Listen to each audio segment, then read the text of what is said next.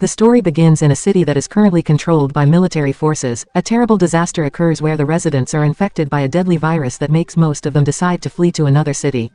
However, their efforts are stopped by the soldiers who order the residents to remain in the city. Those who oppose the military's decision will be sent to the isolation camps. The next scene shows a commander named Stone who is torturing the wife of one of his rebellious soldiers. The soldier is called John. Stone finds out that John is helping people to escape from the isolation camp. Stone threatens to kill his wife, Susan, if John still won't tell him about the hiding place of the residents who escaped from the isolation camp. Because John refuses to tell him the truth, Stone decides to kill Susan right in front of John. 3 years have passed, yet John still cannot forget his beloved wife. While in hiding, John is secretly practicing self-defense to avenge his wife one day. Then it is told that back then in the past John was one of the members of the Special Forces under Stone's command. The Special Forces have massacred hundreds of residents who were suspected of being infected with a dangerous virus. The truth is this virus was just a diversion of issues Stone made for his personal gain. The citizens had to become victims of his greed. John, who still has a conscience, strongly condemns the heinous actions of his superiors, but John is considered a traitor because of this. According to the test results, John was immune to the virus that hit the city, so the medical team planned to make a vaccine from John's blood. However, John refused and fought them, and in the end, he managed to escape from the camp.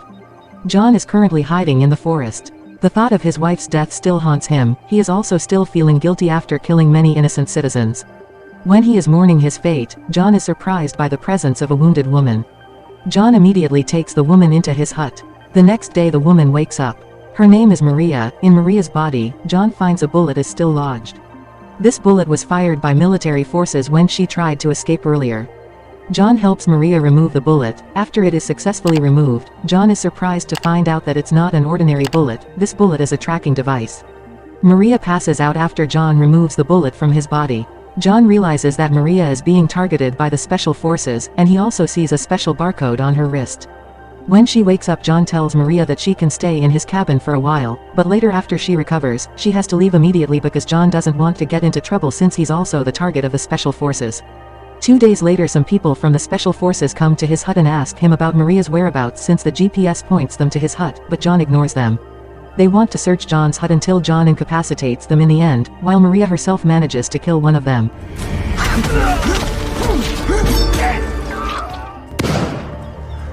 Now Maria realizes that John is not an ordinary person. She wants to know more about John, but John doesn't want to reveal his identity to her. The news about the deaths of the members of the Special Forces reached the ears of their 2 superiors, Roy and Lucy. They plan to report it to their commander, who is none other than Stone, the person who killed John's wife at the beginning of the film. Meanwhile, John is busy building a fort in his hiding place. He is pretty sure other members of the Special Forces will come to retaliate. Later in the evening, Maria opens up to John, and she tells him why she is being chased by the Special Forces. Just like John, Maria's DNA is immune to the virus, hence they want to use her. Maria is reluctant to give her DNA because she knows that the military forces would only give the vaccine to certain groups. They will not help poor citizens who are infected by the virus. They will only use the vaccine for their personal gain, so they can take control of the city. Fate brought her to meet John, who has the same condition as her. But the difference is that John has to lose his beloved wife. Maria says that in the past she was a thief and had been imprisoned, but the virus outbreak had killed most of the prisoners as well as the prison guards. Maria survived because she was immune to the virus. The next day John teaches Maria how to use weapons to defend herself. I was trained not to kill. No one is innocent. Shortly after that, 3 members of the Special Forces come to the forest. John realizes that they are coming. He deliberately gets into the hut to lure them, and when they get close, John quickly shoots them. Good night. Unfortunately, Maria is caught by one of them, and he orders John to come out of his hiding. John shoots the man from inside the hut, then he immediately kills him after exiting the hut. Since the 3 of his men still have not returned, the superiors decide to send more people to capture Maria. They still don't realize if the one who is protecting Maria is John, who is a former member of their Special Forces, and who is known as a skillful fighter. Meanwhile, John and Maria are preparing themselves to welcome the next troop's arrival. John takes out a weapon he hasn't used in a long time.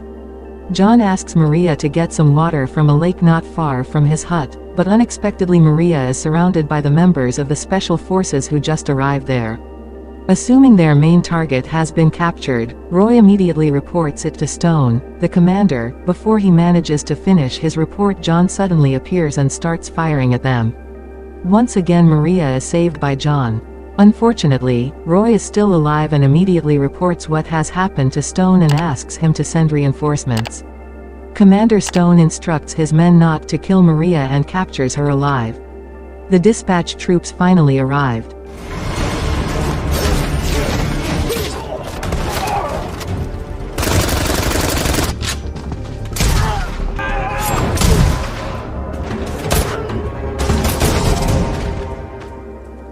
Although she is caught once, in the end, Maria manages to kill the members of the special forces.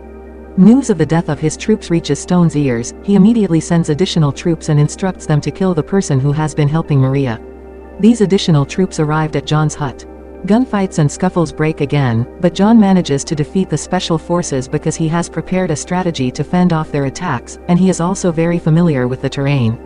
On the other hand, the members of the special forces seem to have difficulty attacking Intel. In the end, they meet the same fate as the previous troops.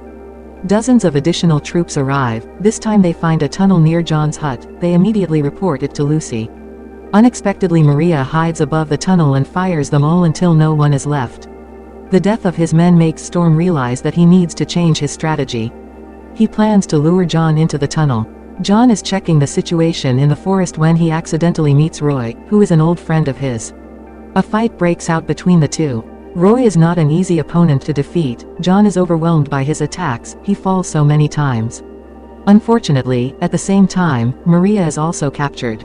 Returning to John, who isn't really dead, he gets up and wants to find Maria. Meanwhile, Roy takes Maria to the tunnel with the troops. John overhears the instructions from Commander Stone through the comms of the dead troops. He orders them to gather in the tunnel, and without thinking John heads straight to the tunnel. He doesn't realize if it is a trap set by Stone. John meets Roy again in the tunnel. They fight again.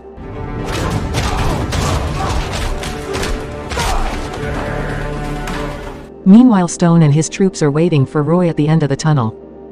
Back to John, who is having a hard time with Roy's fighting skills, but John is still able to survive until an exhausted Roy hits him. At one point John manages to overpower Roy. After successfully killing Roy, John immediately takes Maria with him out of the tunnel. But apparently, the troops have blocked the in and out access. Like it or not, John and Maria have to fight them. Another shootout ensues. John and Maria manage to defeat the special forces, but not long after that, the additional troops arrive. In the end, John throws smoke grenades to block their view. He uses this opportunity to run towards the exit. On his way to escape, John is hit by a shot from Lucy, but he still managed to survive. Then he and Maria enter a room. He orders Maria to hide there until it is deemed safe. He will lure the enemy troops out of the tunnel. Too bad Stone and his troops are already waiting for him at the end of the tunnel. John has no choice, he has to surrender. Finally, John meets his wife's killer again. Now Stone understands why Maria is so difficult to capture. There is John, who has been helping her. Then Stone asks him where Maria is. Of course John won't tell him, even though he is being tortured by them into confessing.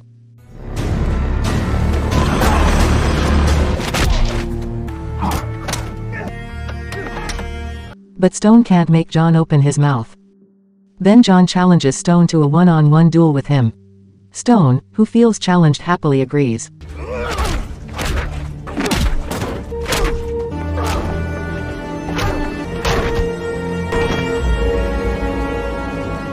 In the end, John manages to defeat Stone in front of his men. Stone then orders his men to give him a weapon, but none of them wants to give him a weapon because they are already fed up with their heinous commander. Until Stone forcefully grabs a weapon from one of his men, but unfortunately, Stone himself is shot with the gun he is holding.